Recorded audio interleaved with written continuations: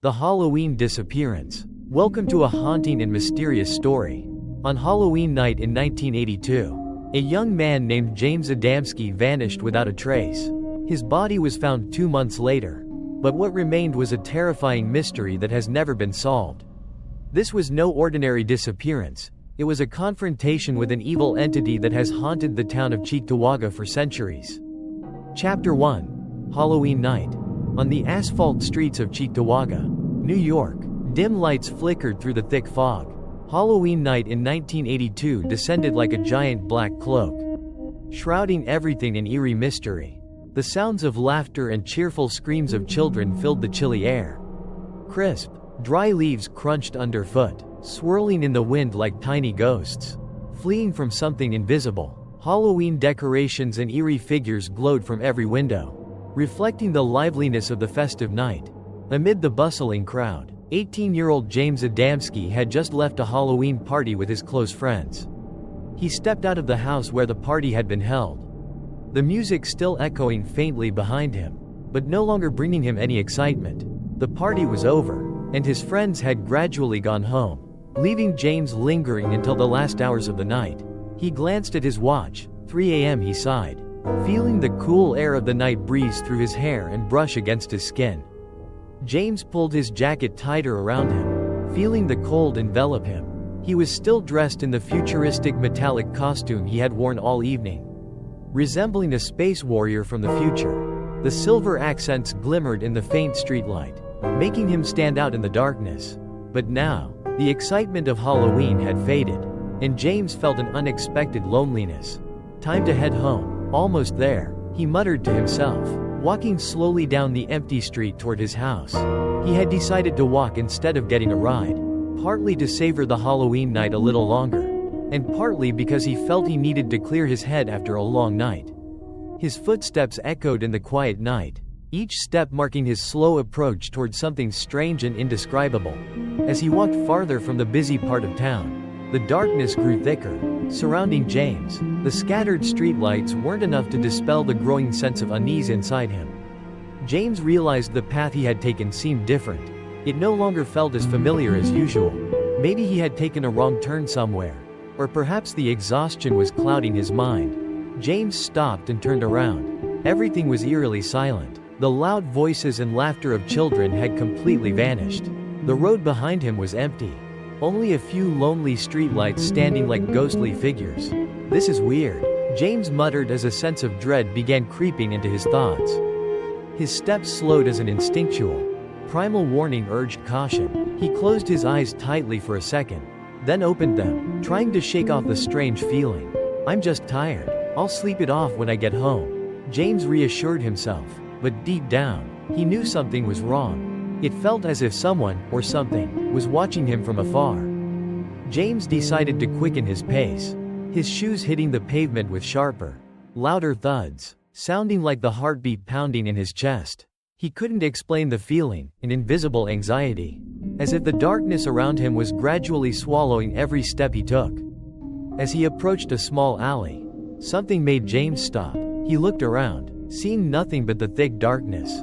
But then, he heard it, a faint sound, like the rustling of something moving in the shadows. James held his breath, his eyes adjusting to the weak glow of the streetlights. But he saw nothing, only darkness and silence. James's heart began to race. Is anyone there? He called out, his voice echoing in the empty space. Met with no reply, only that unseen movement, which James couldn't place. Suddenly, a cold chill ran down his spine, as if an invisible hand had brushed against his skin. James stepped back, his eyes scanning the surroundings. But there was nothing except the heavy, suffocating darkness. Panic began to take hold of his mind. He turned around and started running back toward the main road, where the lights and sounds of people were still present. But after just a few steps, everything stopped. No sound of footsteps, no noise at all, just an eerie, empty silence, as if the world had frozen in time. James halted, turning his head to look around once more. And then, suddenly, he felt it, an invisible presence closing in on him, like a massive shadow rushing toward him. In that brief moment, James felt an icy breeze sweep over him. His eyes widened in terror. And then, the darkness swallowed him whole. Chapter 2. The Desperate Search. On the morning of November 1st, 1982, the town of Cheektowaga seemed to be in the quiet aftermath of the Halloween festivities.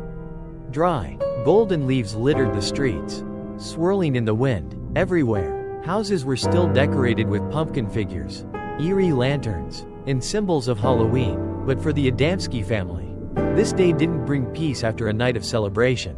Instead, it brought only growing worry, as James had not returned home. Margaret, James's mother, had been sitting by the phone all morning, constantly calling her son's friends. However, the answers she received were only confusion and the same repeated responses. "We saw James leave the party alone around 3 a.m. after that. We didn't see him again." Her heart tightened. James had always been a careful boy, never disappearing without telling anyone. The uneasy feeling in her chest grew stronger with each passing minute. She quickly called her husband, Tom, who was working at a construction site near town. "James hasn't come home," she said, her voice trembling. "I've called everyone he knows, but no one knows where he is." Tom was silent for a few seconds. He knew James was a responsible young man and had no reason to suddenly disappear. "I'll come home right away," he replied shortly, hanging up the phone as the worry began to rise in his chest. By noon, the weak sunlight did nothing to ease the overwhelming anxiety in the Adamski household. Tom and Margaret decided to go to the Cheektowaga police station to report their son missing. The officer on duty, a middle-aged man with graying hair, took down the details provided by the family, but remained calm. "Your son might just be out with friends and forgot to tell you. It's still early to jump to conclusions," he said in a steady voice. "But we'll file the report and begin searching." Still, Tom felt deep in his gut that something was very wrong. James wasn't the type to stay out all night without letting his family know. Margaret sat silently on the station's bench, her hands tightly clasped together, her eyes staring blankly out the window as patrol cars came and went. Her mind was consumed by an invisible fear she couldn't explain. 2 days passed, and there was still no news of James. The police had interviewed the friends who attended the party with him and searched the nearby areas. But everything led to dead ends. Some officers even began speculating that James might have run away, possibly due to personal pressures unknown to the family. However, Margaret didn't believe that. James would never leave home without telling her. She knew her son better than anyone else. The cold, gnawing feeling of dread in her heart grew with each passing day. It felt like a heavy weight crushing her chest, making it hard to breathe.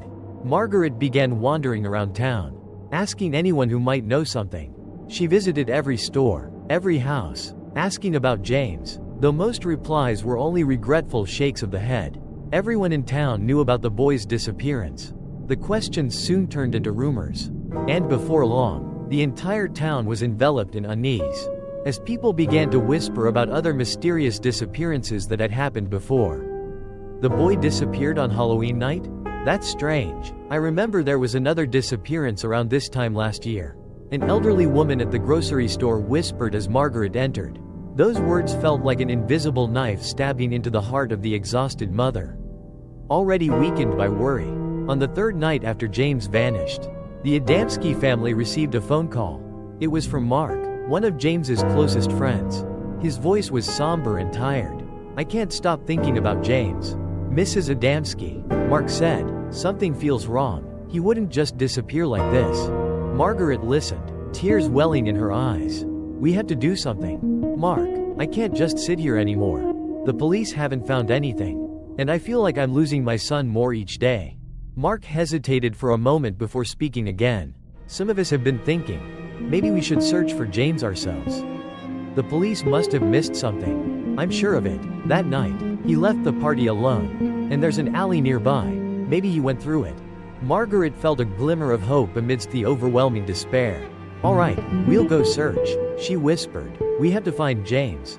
That night, as darkness fell over Cheektowaga, a small group consisting of Mark, a few of James's closest friends, and his family decided to go out and search for clues. They carried flashlights and a map of the area, heading toward the alley Mark had mentioned, the one many believed James had walked through on Halloween night. The alley was nestled between two old buildings, and the darkness swallowed it like a pathway leading into another world. The flickering flashlight beams swept across the dingy gray walls and piles of trash lining either side. The group stopped at the entrance, saying nothing, but each person could feel a creeping fear crawling up their spines. "Let's go in," Mark said, his voice low and slightly shaky. The group stepped into the alley, their flashlights illuminating each step. The silence was so thick that they could only hear their own footsteps echoing on the brick-paved ground. Nothing but darkness and eerie silence. But then, as they neared the end of the alley, Mark suddenly stopped. He knelt down, his hand shaking as he held the flashlight over an object lying on the ground. It was a brown leather bracelet, engraved with the name, James, on the inside. The sight of the bracelet stopped everyone in their tracks. No one said a word, but they didn't need to. The bracelet clearly belonged to James. This was the first clue they had found since he disappeared. Margaret knelt down, her hands trembling as she picked up her son's bracelet. Tears rolled down her cheeks, but she struggled to remain composed. "James was here," she whispered, her voice breaking from the pain.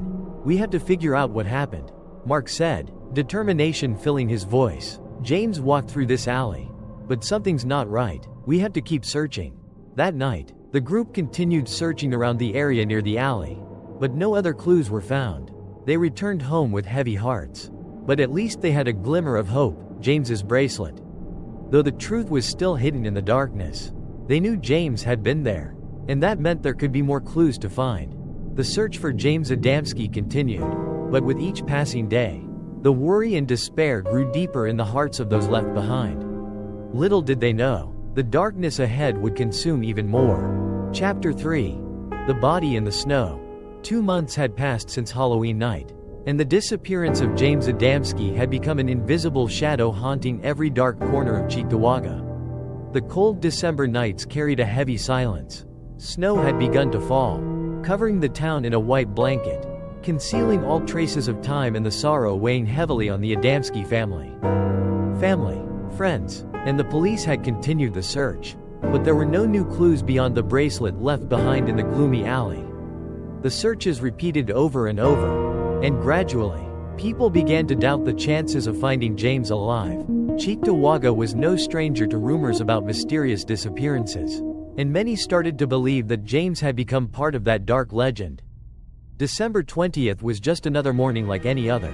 The sky was gray, and snowflakes drifted lazily down, light but cold, covering the ground. No one expected that, just a few hours later, the town would be shaken by the most chilling discovery in years. The first report came from a woodsman who lived near the outskirts of Cheektowaga. His name was George, an elderly man with a long white beard and tired, weary eyes. He often took morning walks in the woods, no matter how cold the weather.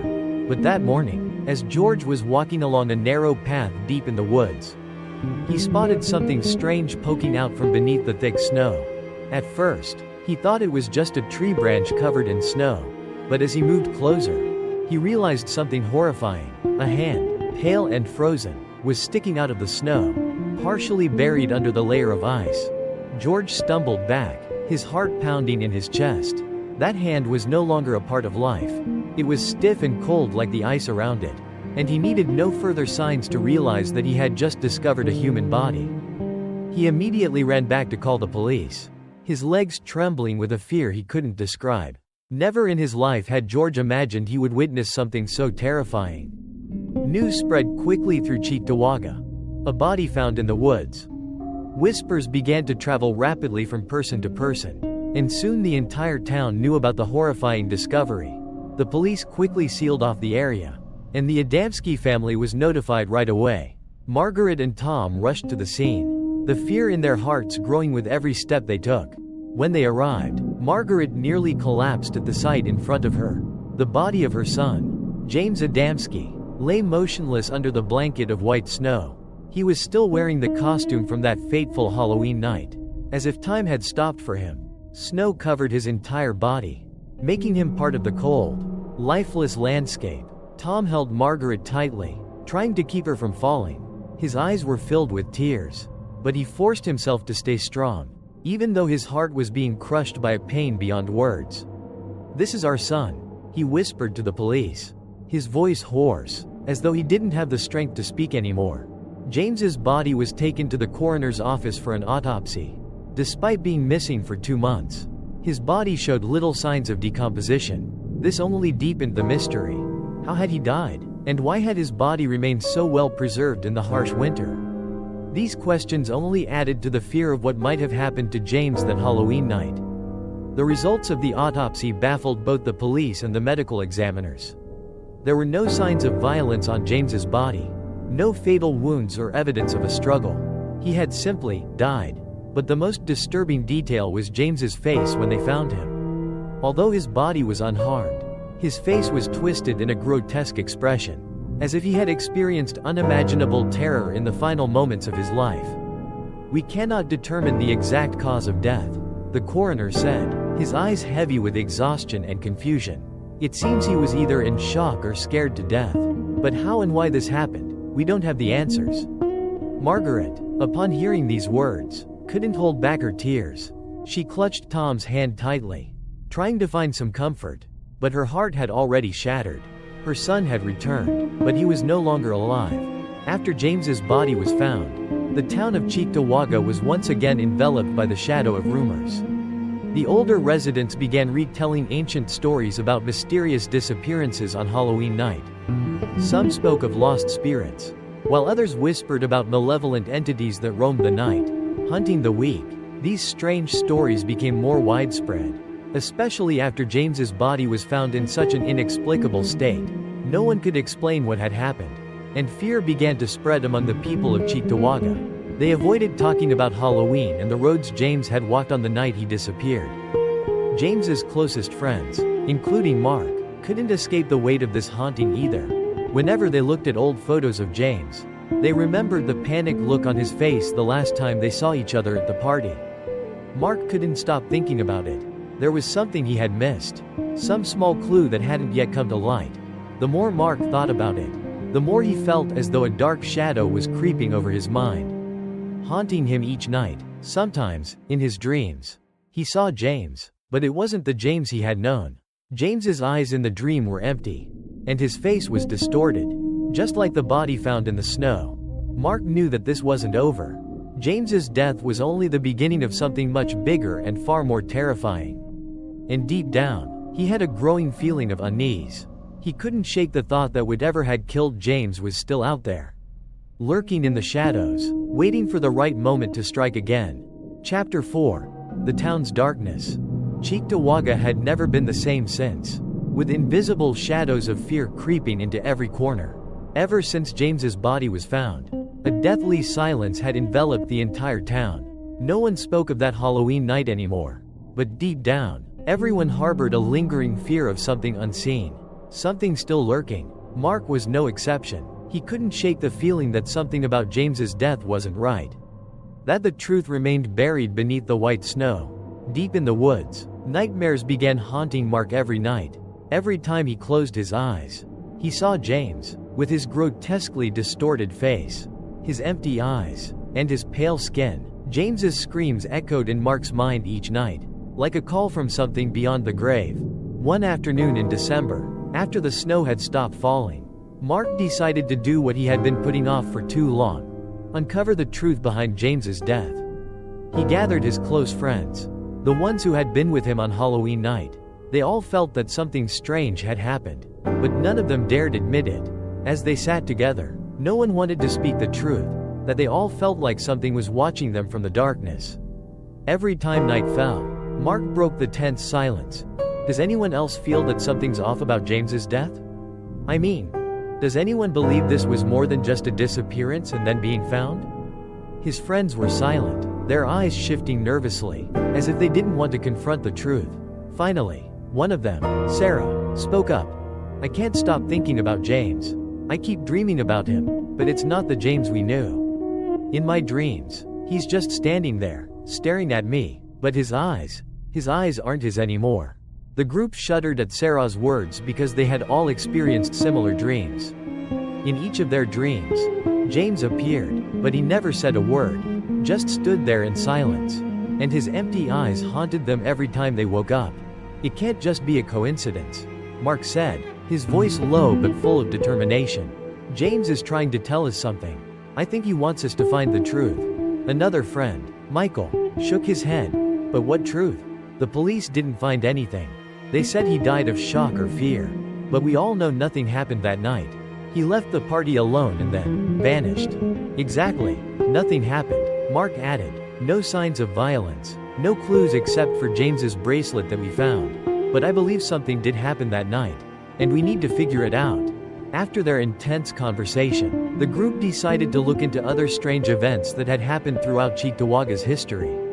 Mark was sure that James's death wasn't a random incident and could be connected to other disappearances that townspeople had talked about. The group began researching historical records about Cheektowaga, and the more they dug, the more they uncovered a series of mysterious disappearances, most of which occurred on Halloween night.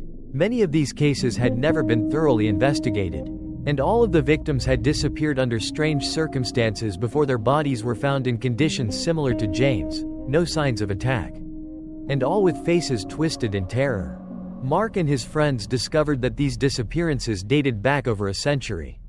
According to old documents they found at the town's library, there was a story from the 19th century about a group of children who went missing after playing a ghost hunt game on Halloween night. Their bodies were later found in the woods, and like James, they bore the same grotesque expressions of terror. As they delved deeper into their investigation, Mark discovered that Cheektowaga had a much darker history than anyone had ever known. One of the first settlers in the area was a man named Elijah Blackwood, a mysterious figure who lived in isolation in a cabin deep in the woods. Elijah was rumored to be a witch who performed dark rituals and made pacts with malevolent forces. According to some ancient records, Elijah had performed a ritual on Halloween night in 1820, attempting to summon a dark entity from another world. It was believed that he wanted to use this entity to control and protect his land. But the ritual didn't go as planned. Instead, the entity escaped and began haunting the town. Mysterious disappearances and strange deaths followed, and no one could explain why. "We're dealing with something much bigger than we ever thought," Mark whispered as they read this passage from an old document. "Maybe James became part of this curse. That dark entity, it's still here, in the shadows, and it's looking for souls to devour." The group decided to visit the place where Elijah Blackwood had once lived, believing that there could still be traces of the dark ritual. The old cabin, abandoned for decades, lay deep in the forest, far from town. Outside, snow blanketed the ground, and the freezing cold seemed to carry the breath of something dark and sinister. As they approached the cabin, an eerie feeling crept over them. The air was unnaturally still, as if all the sounds of nature had been smothered by an invisible darkness. The barren trees looked like giant hands reaching out from the earth, trying to hold onto the living. The cabin door creaked as they pushed it open. Inside, everything was covered in dust, but the oppressive atmosphere and the presence of something evil still lingered. Hidden in every corner, Mark could feel the presence of something unseen enveloping the space around them, as if it had been waiting for centuries. And now, it had awakened. As they entered the main room, they saw a strange symbol carved into the floor, its lines worn with age. The symbol resembled a large circle, surrounded by unreadable characters, and in the center, there was a drawing of a creature with hollow eyes and a distorted face, just like the faces of the victims who had died. Sarah stepped back, her eyes wide with terror. This is it," she whispered, "the thing that killed James." Mark stepped forward, staring at the symbol on the floor. He knew they had uncovered the root of the evil that had haunted this town for decades. But he also understood that to end it, they would have to confront whatever was lurking in the darkness, the thing that had killed James and those who had come before him. Chapter 5. The Truth in the Darkness. The old cabin of Elijah Blackwood stood silently in the frozen forest. Inside, Mark and his friends were frozen in place, staring at the strange symbol carved into the floor. The flickering flashlight beams reflected on their worried faces, and the air in the room grew thicker with tension. They had come too far to turn back now, and there was only one path left: to confront the evil entity Elijah Blackwood had accidentally unleashed centuries ago. Mark stepped forward, his eyes locked on the symbol on the floor. This symbol was the key, but also a warning. It was a reminder of what Elijah Blackwood had summoned, a being from another world, something that didn't belong here. And now, That very entity had taken James's life, as well as many others before him. We have to do something to end this, Mark said, his voice serious and full of determination. If we don't, more people will die. Sarah, still trembling, shook her head. But how can we fight something we don't even understand? We're just normal people. Mark turned to her, his gaze steady. We can't give up. Sarah, this isn't just about James. It's about everyone who's died before him, and the people who will die next if we don't act. The group fell silent for a moment, and then Michael spoke up. If we're going to do this, we need a plan. We have to know how to summon it, face it, and maybe destroy it. They began searching the cabin, rummaging through old drawers, books, anything that might give them more insight into the rituals Elijah Blackwood had performed. After some time, they discovered an ancient book, covered in dust, its cracked cover barely held together. But inside were pages filled with strange symbols and mysterious drawings. Mark flipped through the pages, feeling a growing sense of urgency. In the book, they found a description of how Elijah Blackwood had summoned the entity, and the only way to deal with it. According to the book, the entity couldn't be destroyed by conventional means. Instead, it had to be sealed back into its world using the same ritual that had summoned it. It looks like the ritual Elijah performed can help us send it back, Mark said, his eyes still scanning the book. But to do that, we'll need to recreate the ritual and face it directly. Michael frowned. We're talking about facing a monster from another world. Mark, do you really think we stand a chance? Mark clutched the book tightly and looked Michael in the eyes. We don't have a choice. If we do nothing, it will keep killing. That night, the group returned to the cabin to perform the ritual. Snow fell gently outside, but the cold they felt didn't come just from the weather. It came from the presence of something unseen. Something watching them, as they began preparing the ritual. An eerie silence settled over the forest.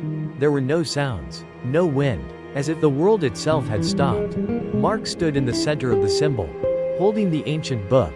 His friends stood around him, each one feeling the deep fear creeping into their bones. They had agreed to do this, but none of them knew what would happen once the ritual began. We have to move quickly, Mark said, his hands trembling as he flipped through the pages of the book. When the entity appears, we won't have much time. The group started reciting the ancient incantations from the book. Their voices blended together, and the air in the cabin seemed to grow heavier. The light from their flashlights flickered, and a cold wind swept through the room, despite there being no open windows. Suddenly, the room began to shake. The ground beneath them groaned, and from the darkness of the cabin came a strange sound. It wasn't a noise from this world. It sounded like the breathing of a nightmare creature waking from its slumber. Everyone stood still, too afraid to move, but their eyes were all fixed on one point, the center of the symbol, where the evil entity was slowly materializing from the shadows. A misty shape began to form, growing larger at the center of the circle. It was something without a fixed form, its dark shadow constantly shifting as if it were evaporating from the very air around it. Its empty eyes were exactly like the ones they had seen in their dreams, eyes with no color, no light, only death. The entity moved closer, its presence sucking the life out of the room. Every step it took made the ground tremble, and the temperature dropped until their breaths turned to visible clouds of frost. Sarah screamed, her eyes wide with terror as she looked at the creature. This is it. This is what killed James. Mark, though trembling as well, refused to back down. He knew they didn't have much time. Hurry, we had to finish the ritual before it. But before he could finish, the entity rushed toward him with terrifying speed. The room descended into chaos. The group scrambled to avoid it, but the sheer power of the malevolent entity overwhelmed them. Mark was thrown to the floor, the book flying from his hands, its pages scattering in the air. Sarah and Michael rushed to help Mark up, but they couldn't stop the creature from getting closer. It was right on top of them, and death felt inevitable. The entity was living darkness, a being not of this world, and they knew that unless they completed the ritual, none of them would survive. Mark grabbed the book, quickly flipping through the final pages. We have to seal it. This is our last chance. The group rallied together, chanting the final incantations. The symbol on the floor began to glow, its light growing brighter and brighter, shining directly at the entity. It howled in rage, its shriek echoing through the cabin, not a sound humans could comprehend, but the cry of something being defeated.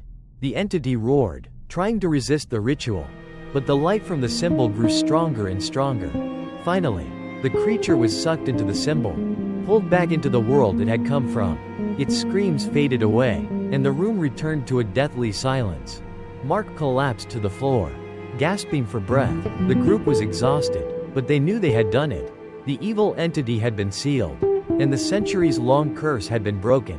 As they stepped out of the old cabin, snow continued to fall lightly on the trees. But now, the atmosphere felt different. They could feel a sense of relief, as if the darkness had truly left Cheektowaga. James can finally rest in peace, Sarah said, tears filling her eyes. Mark nodded silently. They had lost a close friend, but at least they knew James hadn't died in vain. And now, the town of Cheektowaga could move on, no longer haunted by the darkness. But even though the darkness was gone, those who survived would forever be haunted by what they had seen in that cabin. The entity might have been sealed away, but the fear would always remain. In their minds, the hollow gaze of the creature would forever linger, a reminder that darkness never truly disappears. It only hides, waiting for the chance to return. The story of James Adamski's mysterious death has come to an end. But what it left behind will forever remain in our minds. Though the evil entity has been sealed away, darkness never truly disappears. In the shadows of life, who knows what might be silently waiting for the chance to return? If you found this story chilling and intriguing, don't forget to like the video so I know you enjoy stories like this. Subscribe to the channel and turn on notifications so you won't miss the next terrifying tale. I'll be bringing you even more eerie and mysterious stories. Thank you for listening, and be careful, the darkness may be closer than you think.